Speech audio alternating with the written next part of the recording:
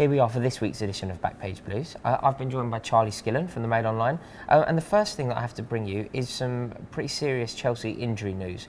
I've cut my finger. It's incredibly painful, so this entire interview is going to be done through a pretty high pain threshold.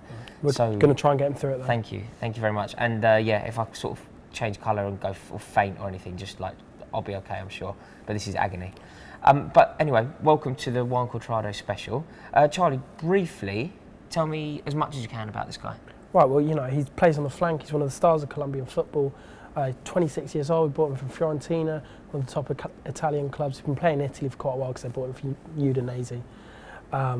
You know, it's an exciting signing. You know, he's a very good player. And so he's Colombian. Was he part of that Colombian team that did really well during the World Cup? Yeah, you know, he was one of the driving forces of their great World Cup. You know, James Rodriguez obviously got the headlines, but Cuadrado was just as much a force, you know, creatively from the wing, and you know, essentially was kind of the driving force behind the whole great vibe of that side, which was one of the best things of the World Cup. Well, I agree. I absolutely agree. I was in Brazil for that World Cup, and it was incredible. And the Colombian team and fans were great, and it was a shame they didn't go a little bit further. Yeah, actually. It was. Yeah. They were superb. But is this so? What's he going to bring to Chelsea? Is this the kind of player we need? Yeah, well, I mean, obviously, you know, he's a direct replacement for Andre Schürrle. With Schürrle going out, we need more options. A replacement? Yeah, I agree, but do you perceive it as an upgrade? Yeah, I do, from a Mourinho team, especially with Schürrle's situation at Chelsea. You know, he wasn't playing, he wasn't happy, he wasn't playing well.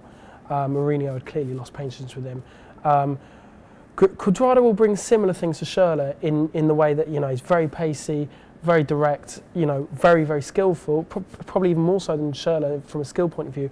But crucially, he spent a lot of his career playing at wing back, which means, you know, he's going to be a lot better at the kind of the tracking back that Mourinho sees as so vital. And it's essential, that kind of thing, for Mourinho, isn't it? That's certainly one of the reasons that he got rid of Juan Mata, for example. Well, you know, it's pretty much the sole reason he got rid of Juan Mata.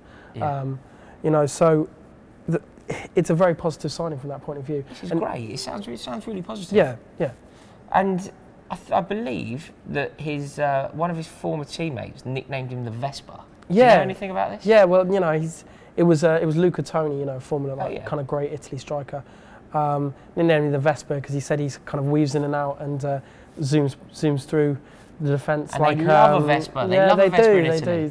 Yeah, especially in Florence. He said, you know, it's like watching a Vespa roam through the streets of Florence. So great. So do you think whose position is he gonna be after? If he's a direct replacement for Andre Schürrle, he's going to be on the bench, isn't he? Initially, I'd say he will be, you know, the first man to come into any of those Hazard, Oscar, Willian positions. You know, you'd do very well to displace any of them at the minute. But, you know, as the season goes on, you know, the last stages of the Champions League, injuries, you know, people lose form. And we've seen the trouble that having only kind of those 11 players brings. You know, we had a real couple of dodgy results over New Year because the team looked so knackered. You know, it's really positive that we've got this new, really, really good player to bring us another option. Initially, though, I agree. You know, he's going to be fighting for, you know, Hazard, Oscar, or Willian's position, primarily Willian's. But I mean, the advantage he's got over Willian, who I rate really highly, is that, you know, he's got a little bit more end product. Yes. Okay. Do you know, you've just mentioned Willian. Did you happen to see his Instagram thing today? Yeah, it was my favourite story we've done on the Mail Online today. Willian has absolutely gone up in my estimate. Willian is close to being my favourite ever player, ever, after that wonderful Instagram post today. I mean, you did it on the Mail Online, you say? We did. In fact, the whole Daily Mail sports staff gathered around one computer to watch it. It was... Really? Yeah, if you haven't seen it, make sure you get onto the Mail Online because it is a wonderful, wonderful clip. Anyway, back to Cuadrado. Sorry for that slight deviation. Sadly, he seems to be motivated by heartache. Do you know anything about this? Yeah, really terrible story actually. You know, in Colombia, he was 4 years old, and some gangsters come in and actually shot his dad, and he was hiding under the bed. So you know, he's definitely got a kind of tragic backstory.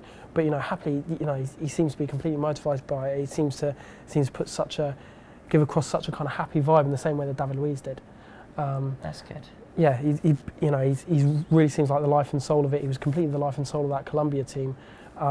You know, he's a big one for kind of crazy celebrations. You know, if you see any of his goals after all of them, does he go bonkers? I love someone who goes bonkers. Yeah. No, he's got these weird like dances and stuff, and I want him to go head first into gate 16, please, Juan. I'd love it. Absolutely love it. I think he's more likely to do a bit of a Thriller impersonation. Oh, really? Oh, mental. In front of gate 16 rather than dive head first in. I'll look forward to it.